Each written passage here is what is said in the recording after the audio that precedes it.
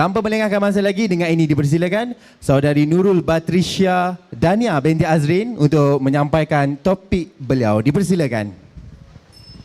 Bismillahirrahmanirrahim. Assalamualaikum warahmatullahi wabarakatuh. Salam sejahtera dan salam Malaysia Madani.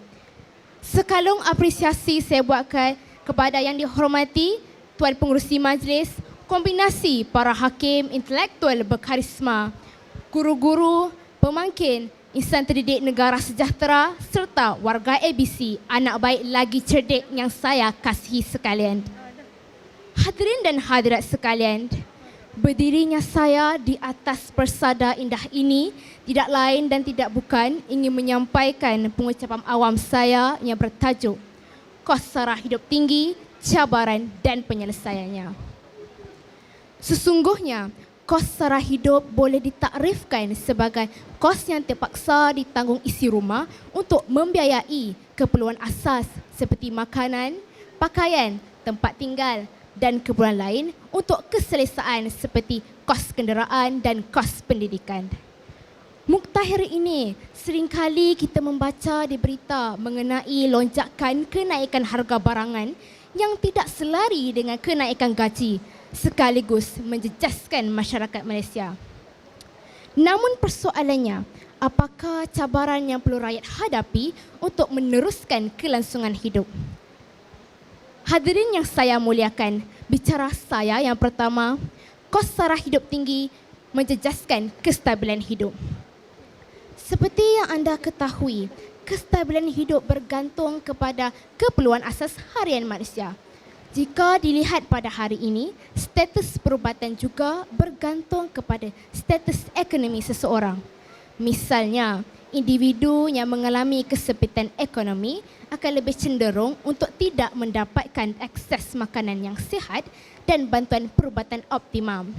Pada masa yang sama, kadar pengangguran semakin meningkat lebih-lebih lagi semasa berlakunya pandemik COVID-19 apabila ramai pekerja swasta maupun kerajaan terpaksa diberhentikan. Hal ini bersangkut paut dengan usaha pemulihan pasca pandemik yang menjadi lebih sukar akibat rakyat yang terbeban dengan kos sara hidup, inflasi dan ringgit Malaysia yang semakin lemah. Melihat realiti ini, anjakan paradigma perlu dilakukan dengan mengawal tabiat pembelian pengguna.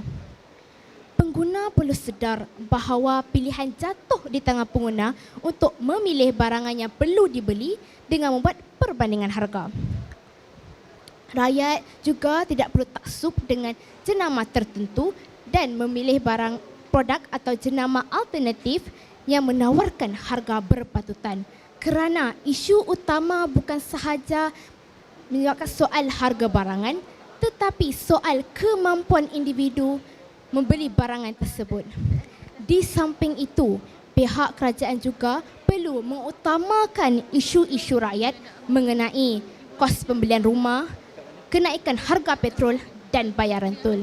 Intihannya, semua pihak perlulah merancang penguatkuasaan dan pembelian dengan bijak. Sidang hadirin yang bervisi, bicara saya yang kedua, kos sara hidup tinggi menyebabkan masalah sosial. Apabila peningkatan kos sara hidup melampaui pendapatan per kapita rakyat Malaysia, kes jenayah mudah untuk berlaku seperti kecurian, perompakan dan kecenderungan individu untuk menerima rasuah. Sikap individu yang ingin mendapatkan kemewahan dengan cepat dan mengalami kesempitan wang akan lebih mudah untuk terbabit dengan jenayah-jenayah tersebut.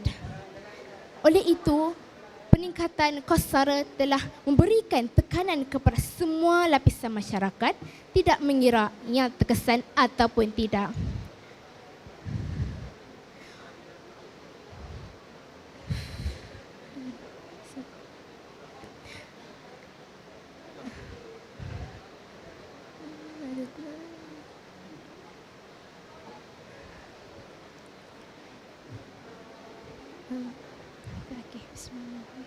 Terkesan ataupun tidak. Oleh itu, justifikasinya, pihak kerajaan boleh membuat Belanjawanku 2023 sebagai persediaan awal untuk perancangan kewangan rakyat.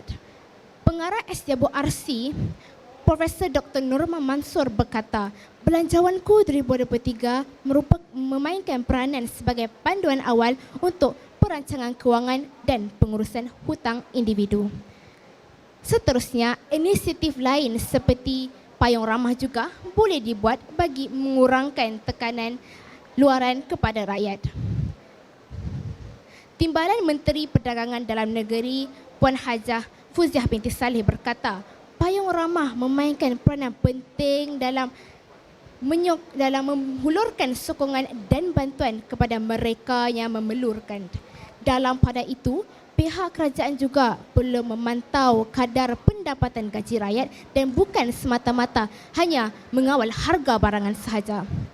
Tuntasnya usaha pihak kerajaan amatlah penting untuk merancang kewangan rakyat. Sebagai penghias bicara akhir, semua pihak tidak mengira individu perlulah berganding bahu dalam menangani kos sara hidup yang meningkat hari demi hari bagi merapatkan jurang kekayaan antara masyarakat. Marilah kita bersama-sama beringan tulang dalam mewujudkan negara yang maju dan sejahtera sekaligus merealisasikan Malaysia Madani. Akhir kata, dan gantung banyak cahaya hiasi malam gelap gelita. Sekian sahaja ucapan saya. Harap berjumpa. Wabillahi taufiq wa hidayah. Assalamualaikum warahmatullahi wabarakatuh.